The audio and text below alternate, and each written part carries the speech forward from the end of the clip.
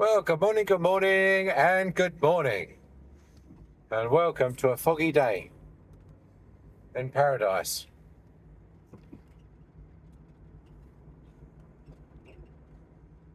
I hope you're well. Oh, the house is covered with solar panels. Thought I'd just give you an update on, things that I've mentioned in the past. Patience. Let's just go through it very quickly. HSBC never rang me back, having said that, they were displeased with my extent of my use of my overdraft, that they would just get someone from the personal service to ring me back and say, yeah, it's been authorised, but they never did, but nothing ever came of it. So I think they probably realised that discretion is the better part of valour. So they've decided to, not to just to drop it. I think because they're treating me like, as I say, like an employed boilermaker who pays his wages in every month and then immediately borrows them again through his overdraft. I mean, since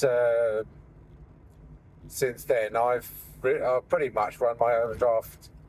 I haven't had an overdraft. I think I've got £100 overdrawn once, which is like, it will be enough to trigger their overdraft alert. There'll be a light flashing somewhere in Hong Kong, but not enough for them to write me any more letters, I don't think, and tell me that I'm abusing the facility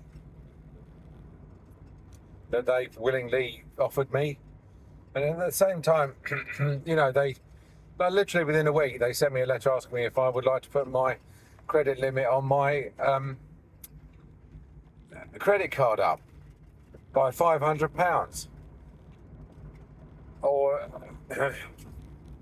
so we're talking about an unsecured credit facility, like a current account overdraft, that charges exactly the same amount of interest.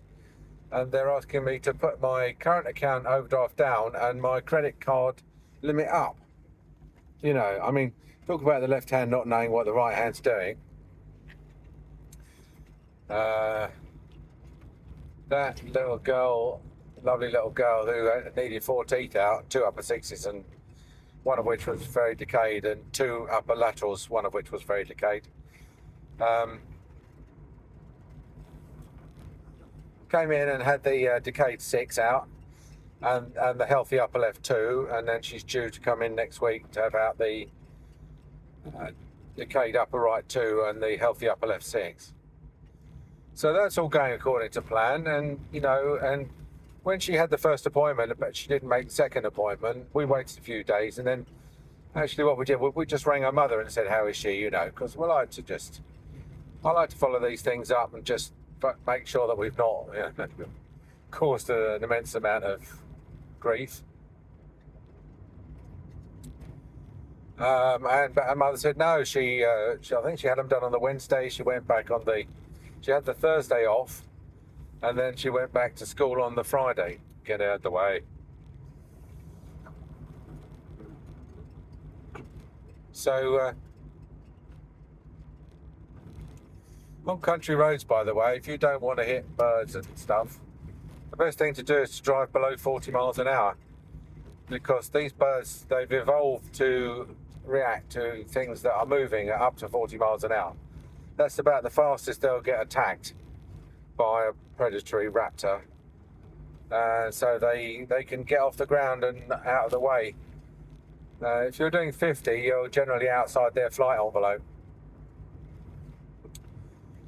Yeah, so then we rang and asked when she was coming in to have the other ones done. I told her that we don't want to risk a centerline shift, and so she's booked in next week to have the other 2 done. Now, we did fairly subtly, I think, drop in a question about whether or not finance was an issue, and her mother said no, that's not a problem. I think probably an hour after she hung up, she probably thought that was him asking me if I wanted a discount, and I said no, thanks. But I don't think she realised at the time. But it was good for us to hear that she quite clearly and quickly said, no, it's not why I've delayed it, It's literally because I've got to coordinate it with her off school and me off work, etc., etc. So that's good. That's all's well that ends well. Plus, as I say, she's brushing her teeth very well. So I think she's going to grow up into a happy, healthy, and good-looking little girl, just with no laterals. Some dentist in the future is going to have to file those off. So I had a woman in 10 days ago with a tooth that's broken in half. And by broken in half, I mean fractured vertically down through the root. By which I mean we think it's fractured vertically because we can see the fracture when you take the filling out. You have to take the filling out, then you get to see the fracture. It generally runs front to back. Although I suppose in a molar it can run side to side. I lost a tooth from a fracture, and I've never known a fractured tooth that ever survived in the long term. But we took the filling out. I told her it sounded like a fractured tooth. It's generally when they say when I bite on it and it's like it's got there's a nagging pain, but it's worse when I bite on it because that sort of flexes the fracture. So that's when they get the most pain. And the pain doesn't really come from the tooth flexing in the socket. It comes from the nerve, the pulp, being stretched on the inside. And eventually, I think, obviously, the nerve dies. So I said to her, we can try and save it. Now, this woman's on the plan. So, the good thing is we've got a certain amount of, or a degree more flexibility over what we can do. We can literally, I don't have to rely on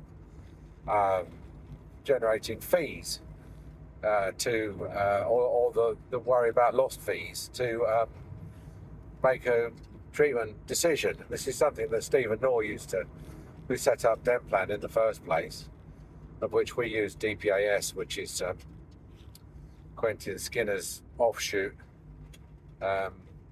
which has now been bought by Practice Plan, and oh my God, the services, obviously went from being a very small, very friendly organisation to being a complete corporate cluster. Anyway, the ability to do all sorts of treatment that's not on the card was fantastic, and it's really helped us on this occasion. Check, I've got my lights turned on. I know I have because of the fog.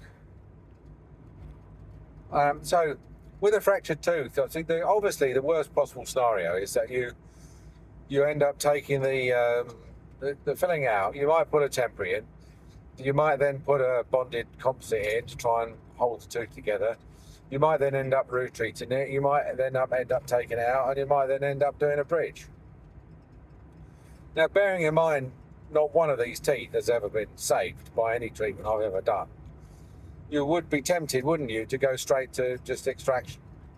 But the problem with that is it's a little bit of a big jump for the patient, for them to come in and say, I've got a tooth that's niggling, and you then say, oh, well, let's take it out.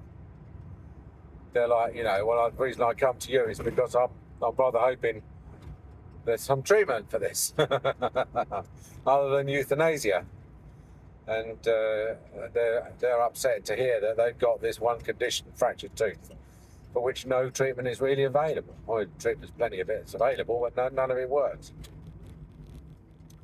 And I include putting a crown on the tooth because I had my fractured upper left 6 crowned, and it still didn't make any difference. So you can spend a lot of time and money on these teeth which are inevitably going to be lost. But on the DPAS, you've got, on these third-party capitation schemes, you've got a little bit more flexibility about your approach to these things. So I suppose if you're on a fee for item, you'd be wanting to do everything, wouldn't you? You'd want to put in a temporary, then you'd want to be paid for a filling, then you want to get paid for a root treatment, then you want to get paid for a crown, then you want to get paid for the extraction, then you want to get paid for the bridge. And that was the attitude that led to FIFA ITA being unpopular with the Department of Health. My attitude now is I've told her right at the beginning that it's a cracked tooth and it's going to have to come out.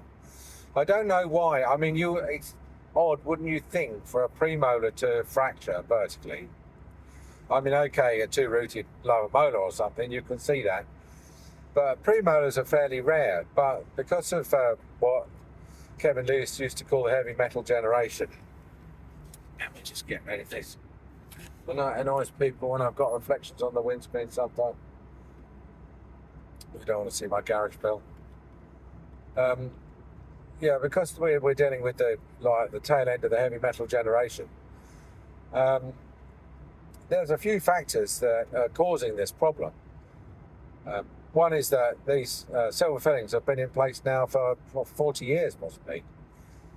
And any equipment that's in use. I mean, I just had to have my steering rack replaced on my car, and that's after 10 years. So, and all that does is just steers left and right and gets maintained. Every year it gets looked at. I don't know what they do in the way of maintenance for it, but the point is that 40 years of being in constant use, I would expect things to start fracturing. But why don't the molars fracture before the premolars? I think the answer is that it depends very much on how they've previously been restored. An MOD amalgam, for example, or even a DO amalgam, or even a large amalgam a occlusal amalgam in a premolar, is, I think, proportionately larger than an MOD amalgam in a molar. And I don't know this for a fact, but I suspect that it's also down to the quality of the amalgam that was used. When I was in practice, we used to use an amalgam called dispersal alloy, which was a lovely amalgam to use. It had a high silver content, which meant that it had a very silvery appearance, which I wouldn't say was white, but it wasn't, it was pretty whitish. And it was delightful to carve, had a good working time and everything. And we really did some fantastic masterpieces in this dispersal alloy. But it was expensive, and there were much, much cheaper ones available. And the way that they make it cheaper is that they use less silver and more, copper, zinc, tin, lead, barium, polonium, whatever they put in it. But the problem was expansion. Expansion was apart from the poor handling ability, working time, and carvability, it used to expand. And that's the difference between the old silver materials and the newer white ones, is that the old silver ones used to expand, and the newer white ones used to contract. And both brought their different problems. The expansion of the silver fillings meant that they used to, and also the corrosion along the margins, because where the margins were exposed to oral fluids, they used to corrode. Now, with the silver ones, we used to think, well, that was a good thing, because the thing about silver filling is the longer it had been in the mouth, the more watertight it became, because it corroded around the edges, and the corrosion tended to seal it in. But of course, it absolutely led nothing at all to the strength of the tooth. It really just, you drilled a hole and it just filled up the hole. The tooth was just as weak as if the filling wasn't there. The only difference was the hole was filled up. The white filling material originally had a problem of contraction rather, because it's a polymer. And as the monomer molecules combine to form polymer chains, they tend to shrink. And so now, if they weren't simultaneously bonded to the side of the tooth, that probably wouldn't have been so much of a problem. You would have just had a leaky filling. But what happened was the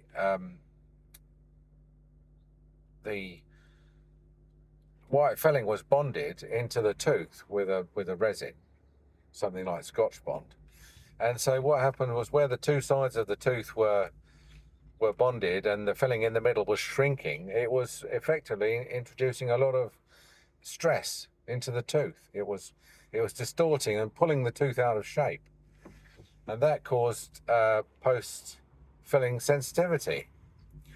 And it was also combined with the fact that a lot of dentists would use this without lining the tooth, and so the filling was in direct contact with dentine that was in direct contact with the pulp, the nerve. And additionally, if there was some sort of careless exposure or failure to excavate because you're worried about a careless exposure, then the filling may have been in direct contact with the nerve even, and this was not a biologically friendly material. It was really quite a severe irritant, the early ones anyway. I mean, I'm pleased to say the more modern ones now, because they've managed to go down much, much, much smaller with the particle sizes, down to almost to the nanometers in terms of the filler. It's no longer a sort of a liquid full of string which tightens, but more of a dual phase material which just sets like a block. And it's still bonded in, but because there's next to no contraction, there's no tension set up in the tooth. And also, I think that they've developed materials which are now much more tooth friendly, so you don't get the pulpitis, the inflammation and the pain from the tooth, after it's been filled, and when it used to protest and really let you know that it wasn't happy about being drilled and filled. So what else has happened? I've been for my diabetic test, and my diabetic nurse, me and her, we're just like, I don't know, there's some funny thing going on between me and her. She's like, well, let me just put it this way. She just does the tests and asks me how I'm getting on, and then basically tells me that she's not happy because I haven't lost as much weight as she like, or my blood pressure's not as low as she'd like. I mean, she kept me waiting 15 minutes, right? My appointment's at 10 past 9 in the morning. So she didn't see me till 9:25, and I'm thinking, like, that's quite good going, isn't it? For someone to be 15 minutes late already at 9:10, unless they just didn't bother turning up to work on time, I just don't know. Or they dealt with an emergency, but I don't think that was the case. So she shows me in there, she takes my blood pressure and says, oh, your blood pressure's high. Now, I take my own blood pressure, I do it of an evening, I do 2 readings, I average them out. My blood pressure, if anything, is low. It's not unusual for me to have a blood pressure of something like 106 or 108 over 59 of an evening. But she's like, she takes it, it's 130 over 95 or something. So, well, that's high. Well, I said, no, I said that's high. Thinking compared to my week's worth of readings, which I have actually given to reception, and I was told would be scanned into my records, but I've been scanned into a memory hole, never to be seen again.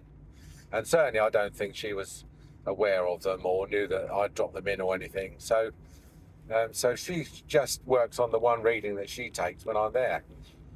So her, and of course she's got an answer to everything. So when someone says that's high, her answer is, well, let's do it again then. So she does it again, which is fine, because I don't mind. You do 2 blood pressure readings and average the thing, that's fine. And it comes out 130 over 95 or something again, some even more cross. And she said, well, we were going to try and take you off one of your tablets. But she said on the basis of that reading, probably the doctor, she calls him, on the basis of that, Doctor's probably not going to want to do that. And I'm like, well, okay, fine. You know, throw away my carefully tabulated 3 months worth of daily blood pressure readings for one reading that you've done that, you know, is atypical. But then if you want to do that, then that's fine. Why did I go to all the bother of buying a blood pressure cuff that costs over £100? Because it's been certified, it's been calibrated and guaranteed to be accurate. What's the point? What's the point of taking your own blood pressure if they're just going to chuck it all away? So the next thing, though, you want to stand on the scales. Yeah. Now, last time I stood on the scales, I've been on this GLP-1 inhibitor, and I was a low weight. I think I was probably like 2 kilos less than I am now. But I was sick as a parrot. I had this allodynia. My whole skin was painful, like I'd been out and got sunburn on every inch of my body. So I had to stop that. So what's happened is I've gone back to not as much as I used to be. I'm still 10 kilos less than I used to be, but I'm 2 kilos more than I was at my lowest, which was the last time I was measured. So I get on the scale and she says, "Oh, yes, yeah, so you've put on a little bit of weight." And I said, "Oh, yeah." I said, "That's." I said, "But overall, you know, not that I was fishing for praise or anything, but I said, but like, overall, you know, I've lost 10 kilos. You know, can you not perhaps please just even mention that?" So she said, "Oh, you've put on a bit of weight." I said, "Yeah, but you know, overall, I've lost weight." She said, "Well," and this is her again. She's got an instant standard reply. "Well,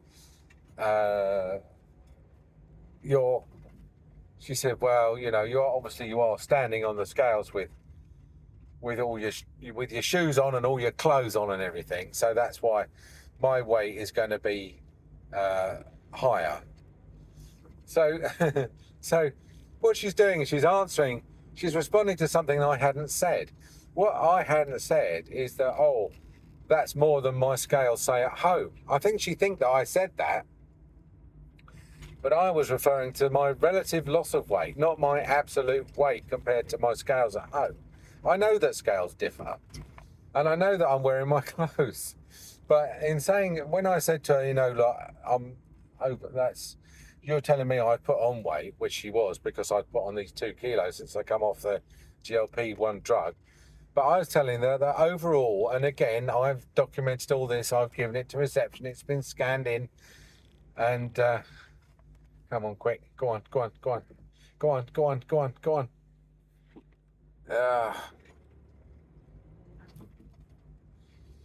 And had it all scanned in, and it's gone into the memory hole, and so she doesn't even know I've done that. So I'm not going to let him out because I've been let down. Like Princess Diana, I've been let down so badly. So she says, like, "Oh, well, you are standing on your, you know, you've got your clothes on and that." And I'm like, "Well, yeah, but you're comparing my weight to the last time you weighed me. And I had my clothes on then." Do you know what I mean? It's not like I was naked the last time you weighed me.